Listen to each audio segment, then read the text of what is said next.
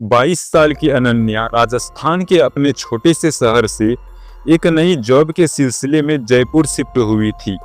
पर उसे नहीं पता था कि यह उसकी जिंदगी का सबसे डरावना चैप्टर होगा। ऑफिस के पास ही एक छोटी सी सोसाइटी में उसे एक फ्लैट बड़े सस्ते में मिल गई, पर उस सोसाइटी के लोग बेहद अजीब थे। जब भी अनन्या कहीं भी जाती, वो लोग उसे ऊपर से नीचे तक घूरते रहते। और तो और उस सोसाइटी के कोई मेड भी अनन्या के घर काम नहीं करना चाहती थी।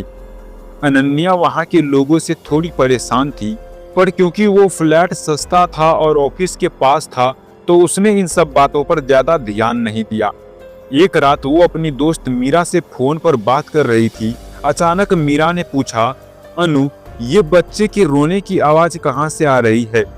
अनन्या कुछ पलों के लिए चुप होकर आवाज सुनने की कोशिश करने लगी, लेकिन उसे कोई आवाज नहीं आ रही थी।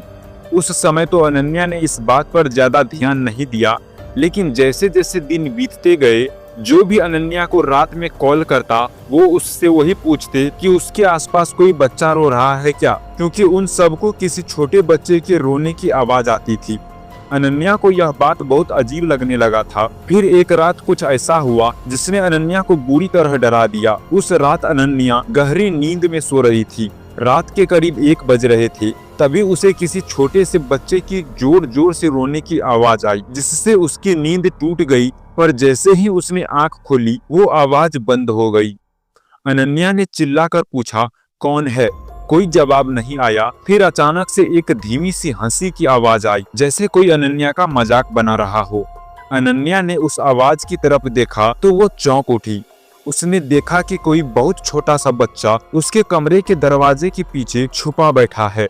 अनन्या ने जैसे ही उसकी तरफ देखा, वो बाहर भागा। अनन्या उसके पीछे भागी, पर उसे अपने फ्लैट में कोई भी नहीं मिला। और जब वो अपने कमरे में आई, तो उसके कमरे में शीशे पर किसी छोटे बच्चे के हाथों के लाल निशान थे।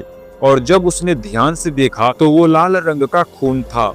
अनन्या बेहद डर गई थी। सुबह होते ही उसने बिल्डिंग के बाकी के लोगों से इस बारे में पूछा। उसे पता चला कि उससे पहले एक बुढ़िया उस घर में रहती थी।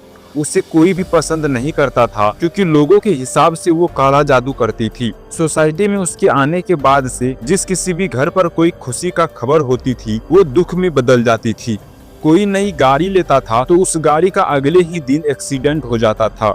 किसी को जॉब में प्रमोशन मिलता था तो उसकी तबीयत इतनी खराब हो जाती थी कि उसे जॉब ही छोड़ना पड़ता था। और तो और वो बुढ़िया बिना बताए लोगों के घर से उनके छोटे छोटे बच्चे ले जाती थी और उनके साथ अजीबोगरीब बातें करती थी। कई बार तो बच्चे उसके घर में सोते हुए मिलते थे, जिससे शायद उसने बच्चों को नींद या बेहोशी की दवा खिलाई हो। सोसाइटी वाले उससे बहुत परेशान हो गए थे। सोसाइटी के सेक्रेटरी ने उससे लड़ाई भी की, लेकिन उस पर कोई असर नहीं हुआ। और एक बार तो किसी ने उसे पास के कब्रिस्तान से एक कब्र से कोई डेड बॉडी निकालते देखा, जिसे वो बाद में अपने घर ले गई। उसके बाद कुछ दिनों तक उसके घर से बहुत शोर आने लगा, जैसे वो कोई बहुत बड़ी पूजा कर रही हो। और फिर एक सुबह उनकी सोसाइटी के सेक्रेटरी का सर काटकर मर्डर कर दिया गया था।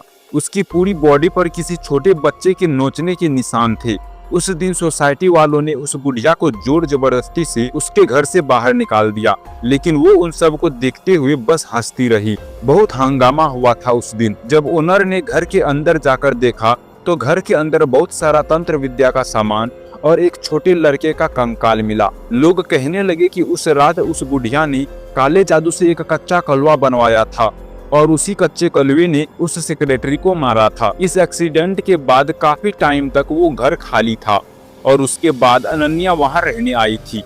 यह सब सुनने के बाद अनन्या बहुत घबरा गई थी। वो अपने घर आई और कच्चा कलवा के बारे में ऑनलाइन पढ़ने लगी। उसे पता चला कि जब साल भर से छोटे बच्चे की मौत हो जाती है, तो उसकी बॉडी जलाई नहीं जाती, बल्कि उसे दफनाया जाता है। कई काला जादू करने वाले लोग उसकी बॉडी को जमीन से निकालकर उसकी बॉडी पर कच्चा कलवा की साधना करते हैं, जिससे वह उस बच्चे की आत्मा को अपने वश में कर लेती है और अपना मनचाहा काम करवाते हैं।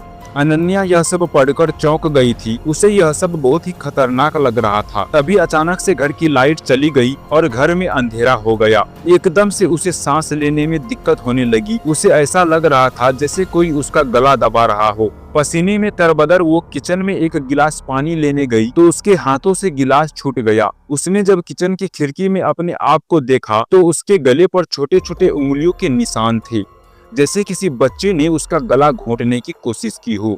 तभी उसे अपने कमरे से एक बहुत तेज आवाज आई, किसी छोटे से बच्चे के बहुत तेज रोने की आवाज।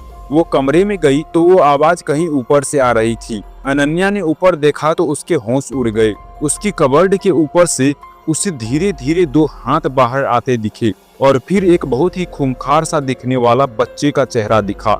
ऐसा लग रहा था कि उस बच्चे का पूरा शरीर सड़ चुका हो। उस बच्चे के नुकीले दांत और लंबे काले नाखून थे।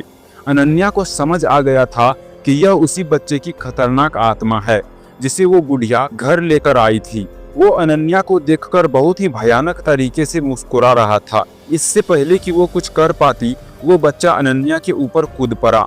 अनन्या ने फौरन घर का दरवाजा खोला और लिफ्ट की तरफ भागी, पर लिफ्ट बंद पड़ी थी। उसने अपने घर की तरफ देखा तो वो लिविंग रूम में वही भयानक बच्चा खड़ा था जो धीरे धीरे उसके करीब आ रहा था। अनन्या ने घबराकर अपने पड़ोसी के घर की बैल बजाई, पर कोई बाहर नहीं आया। तभी अनन्या का फिर से दम घुटने लगा। वो किसी तरह भागकर अपनी सोसाइटी के गेट पर पहुंची तो सेक्रेटरी गार्ड उसे इस हालत में देखकर चौकन्ना हो गया।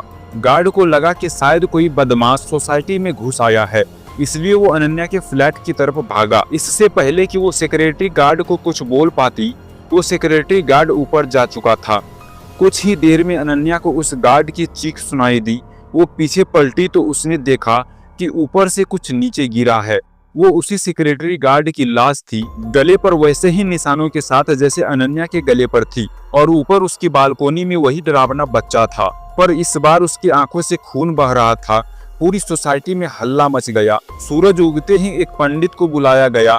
पंडित ने बताया कि काला जादू करने वाली बुढ़िया तो चली गई, लेकिन उस फ्लैट में अभी भी उस छोटे से लड़के की आत्मा कैद है जिसे उसने कच्चा कलवा बनाया था, और वो एक बहुत ही खतरनाक आत्मा है। अनन्या ने उसी दिन वो फ्लैट छोड़ दिया और कहीं और शिफ्ट हो गई। आज उस फ्लैट को हमेशा हमेशा के लिए बंद कर दिया गया है। अनन्या को फिर कभी वो बच्चा नहीं दिखा, लेकिन आज भी वो किसी छोटे से बच्चे के रोने की आवाज से बेहद डर जाती है। दोस्तों, आपको यह स्टोरी कैसी लगी? अगर स्टोरी अच्छी लगी हो तो हमारे चैनल शॉर्ट मस्ती ऑफिशियल को सब्सक्राइब करना बिल्कुल मत भूलना। धन्यवाद दोस्तों।